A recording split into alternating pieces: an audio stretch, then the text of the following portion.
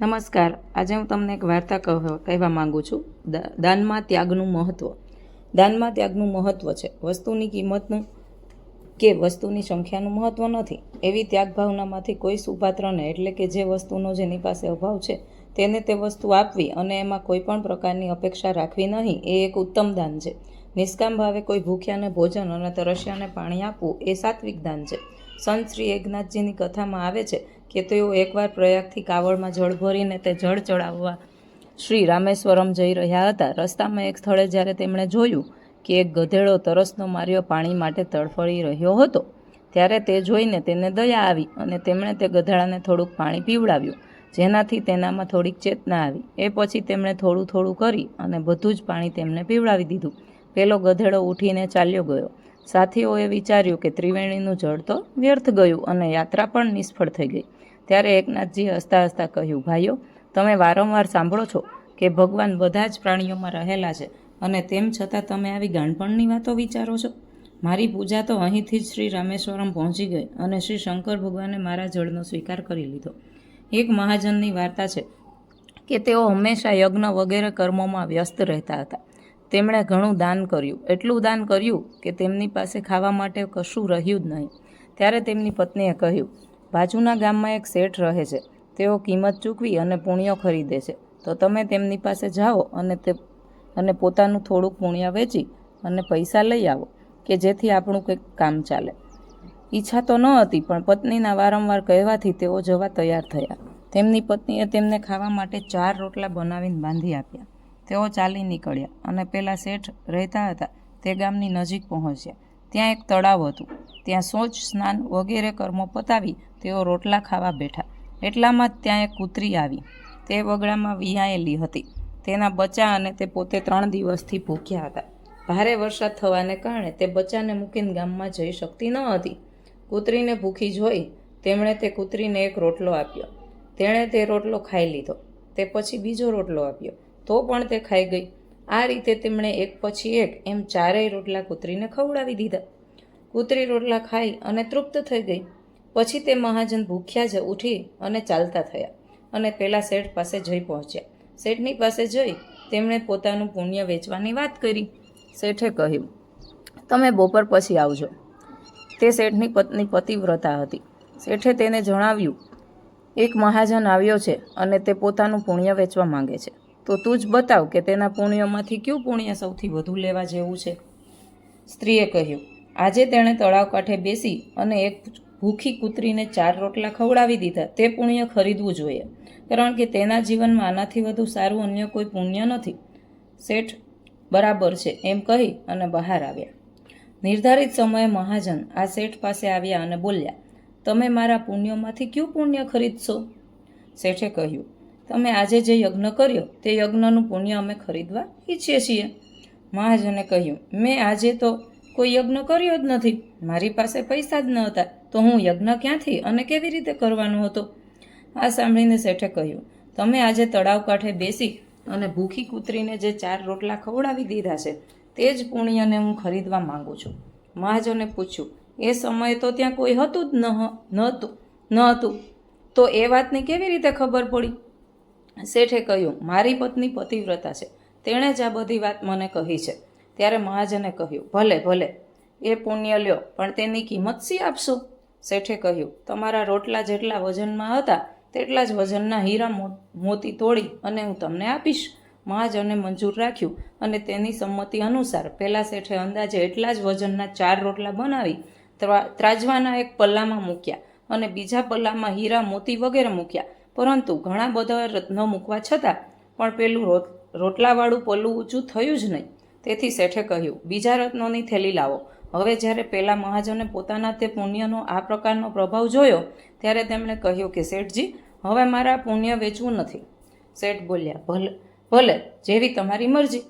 ત્યાર પછી તે મહાજન ત્યાંથી ચાલી નીકળ્યા અને પેલા તળાવ કાંઠે ગયા કે જ્યાં બેસીને તેમણે કૂતરીને રોટલા ખવડાવી દીધા હતા. ત્યાંથી પત્નીના ટપકાથી બચવા થોડા ચમકદાર કાંકરા, પથરા અને કાચના ટુકડા કપડામાં બાંધી પોતાના ઘર ભણી ચાલી નીકળ્યા. ઘરે આવીને તેમણે તે પોટલી પોતાની પત્નીને આપી અને કહ્યું, જમ્યા પછી આપણે આ પોટલી ખોલીશું. આમ કહી તેઓ બહાર ગયા. સ્ત્રીના મનમાં તે પોટલીમાં શું છે તે જોવાની ઈચ્છા થઈ. તેણે પોટલી ખોલી તો તેમાં હીરા, પન્ના, માણેક વગેરે રત્નો સમગમી રહ્યા હતા. તે ઘણી ખુશ થઈ ગઈ. થોડા સમય પછી જ્યારે તે મહાજને ઘરે પાછા આવ્યા ત્યારે તે પત્નીને કહ્યું, આટલા હીરા માણેક ક્યાંથી લઈ આવ્યા? મહાજને કહ્યું, શા માટે મારી મજાક કરે છે? પત્નીએ કહ્યું, મજાક નથી કરતી, મેં જાતે જ પોટલી ખોલીને જોયું છે કે એમાં ઢગલા બંધ અતિ મૂલ્યવાન હીરા માણેક છે. મહાજન બોલ્યા, લાવ બતાવતો. તેણે પોટલી ખોલીને સામે જ મૂકી. મહાજન તે જોઈને દંગ રહી ગયા. તેમણે આને પોતાના પુણ્યનો પ્રભાવ જાણ્યો. પછી તેમણે પોતાની યાત્રાનો બધોય વૃત્તાંત પત્નીને કહી સંભળાવ્યો. કહેવાનો અભિપ્રાય એ છે કે આ રીતે અભાવગ્રસ્ત આતુર પ્રાણીને આપેલા દાનનું અનંત ફળ મળે છે. ભગવાનની દયાના પ્રભાવથી કાકરા પથ્થર પણ હીરા માણેક બની જાય છે. આ રીતે દિન દુઃખી, આતુર અને અનાથને આપેલું દાન ઉત્તમ દાન છે. કોઈના સંકટની વેળાએ તેને આપેલું દાન ઘણું જ લાભકારક બને છે. ધરતીકંપ, પાણીનું પૂર કે દુષ્કાળ વગેરે સમયે આપતીમાં આવી પડેલા પ્રાણીને એક મુઠ્ઠી ચણા આપવા એ પણ ઘણું ઉત્તમ દાન છે. વિધિપૂર્વક સુવર્ણ અલંકારોનું દાન અને પોતાના વજન જેટલા ધનનું દાન આપવામાં આવે છે. તેનાથી આટલો જ લાભ થતો નથી જેટલો લાભ આપતી વેળાએ આપેલા થોડા સરખા દાનથી થાય છે. તેથી દરેક મનુષ્ય આપતીગ્રસ્ત, અનાથ, લૂલા લંગડા, દુઃખી, વિધવા વગેરેની સેવા કરવી જોઈએ. કુપાત્રને દાન કરવું એ તામસી દાન છે. માન, મોટાઈ, પ્રતિષ્ઠા માટે કરેલું દાન રાજસી દાન છે. કારણ કે માન, મોટાઈ, પ્રતિષ્ઠા પણ પતન કરનારા છે. આજે તો આ માન મોટાઈ આપણને મીઠા લાગે છે, પણ એનું નિશ્ચિત પરિણામ પતન જ છે. તેથી માન મોટાઈની ઈચ્છા ત્યજી દેવી જોઈએ. એટલું જ નહીં, જો કોઈ પ્રકારે આપણી કોઈ નિંદા કરે તો તેને સારી, લાભકારક માનવી જોઈએ. શ્રી કબીરદાસજી કહે છે કે નિંદક નિયરે રાખીએ આંગન કૂટી છવાય, બિન પાણી સાબુન બિના નિર્મલ કરે શુભાઈ. તેથી પરમહિતની દ્રષ્ટિએ માન મોટાઈના સ્થાને આ સંસારમાં નિંદા, અપમાન થાય એ ઉત્તમ છે. સાધક માટે તો માન મોટાઈ એ મીઠું ઝેર છે, જ્યારે નિંદા, અપમાન અમૃત તુલ્ય છે. તેથી જ નિંદા કરનારાને આદરની દ્રષ્ટિએ જોવો જોઈએ, પણ આપણે કોઈ પણ નિંદાપાત્ર પાપાચાર કરવો જોઈએ નહીં. દુર્ગુણો, દુરાચાર તો ભારે જોખમ ભરેલી વસ્તુઓ છે. તેથી તેમને હૃદયમાંથી ત્યજી દેવા જોઈએ. પોતાના સદ્ગુણોને અપ્રગટ રાખવા જોઈએ અને દુર્ગુણોને પ્રગટ કરવા જોઈએ. આજકાલ લોકો પોતાના ખરેખરા દુર્ગુણો સંતાડે છે અને પોતાનામાં હોય જ નહીં તેવા સદ્ગુણોનો પોતાનામાં ભંડાર ભરેલો છે એવો પ્રચાર કરે છે. એ તો સીધો નરકમાં લઈ જનારો માર્ગ છે. તેથી માન મોટાઈની ઈચ્છા હૃદયમાંથી સર્વથા કાઢી નાખવી જોઈએ. સંસારમાં આપણી પ્રતિષ્ઠા થઈ રહી છે અને આપણે જો એ માટે લાયક નથી તો સમજવું કે એમાં આપણું પતન થઈ રહ્યું છે. માન મોટાઈ, પ્રતિષ્ઠાની ઈચ્છા રાખનારથી ભગવાન દૂર થઈ જાય છે, કારણ કે માન મોટાઈ, પ્રતિષ્ઠાની ઈચ્છા પતનમાં ધકેલનારી છે. માન મોટાઈને નરક સમાન અને પ્રતિષ્ઠાને વિષ્ઠા સમાન ગણવા જોઈએ. સંતોનો આ જ આદેશ છે.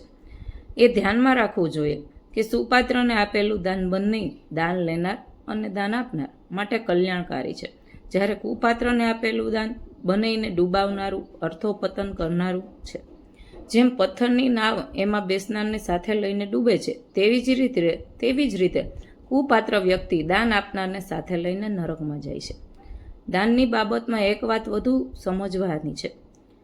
મોટા ધનવાન પુરુષે આપેલા લાખો રૂપિયાના દાન કરતાં નિર્ધનનું 1 રૂપિયાનું દાન વધારે મહત્વ ધરાવે છે, કારણ કે નિર્ધન માટે તો તેણે કરેલું 1 રૂપિયાનું દાન પણ તેનો ઘણો મોટો ત્યાગ છે. ભગવાનને ત્યાં ન્યાય છે. એવું ન હોત તો પછી નિર્ધનોની મુક્તિ થાત જ નહીં. આ બાબતમાં એક વાર્તા છે. એક રાજા પ્રજાજનો સાથે તીર્થયાત્રા કરવા નીકળ્યા હતા. રસ્તામાં એક માણસ નિર્વસ્ત્ર પડેલો હતો અને ઠંડીને લીધે થરથરી રહ્યો હતો. રાજાના સહયાત્રી પ્રજાજનોમાં એક જાટ હતો. તેણે પોતાના પાસે 2 ધોતિયામાંથી એક ધોતિયું પહેલાં નિર્વસ્ત્ર માણસને આપી દીધું અને તેથી તેનો જીવ બચી ગયો. જાટની પાસે હવે એક જ ધોતિયું હતું. તે બધા આગળ વધતા દૂર પહોંચ્યા. ત્યારે ત્યાં ઘણો સતત તાપ હતો, પણ તેમણે જે જોયું કે વાદળા તેમના ઉપર છાંયડો કરતાં ચાલતા હતા. રાજાએ વિચાર્યું કે મારા પુણ્યના પ્રતાપે જ વાદળા છાંયડો કરતાં ચાલી રહ્યા છે. ત્યારબાદ તેઓ કોઈ વનમાં એક ઠેકાણે રોકાયા. જ્યારે તેણે ફરીથી ચાલવા લાગ્યા ત્યારે કોઈ મહાત્માએ પૂછ્યું, રાજન, તમને શું એ વાતની ખબર છે કે આ વાદળા કોના પ્રતાપે છાંયડો કરતા ચાલી રહ્યા છે? રાજા કશો પણ જવાબ આપી શક્યા નહીં. ત્યારે મહાત્માએ કહ્યું, ભલે, તમે એક પછી એક એમ અહીંથી આગળ ચાલો. જેની સાથે આ વાદળા છાંયડો કરતા ચાલશે તે પુણ્યવાનના પુણ્યનો આ પ્રતાપ સમજવો રહ્યો.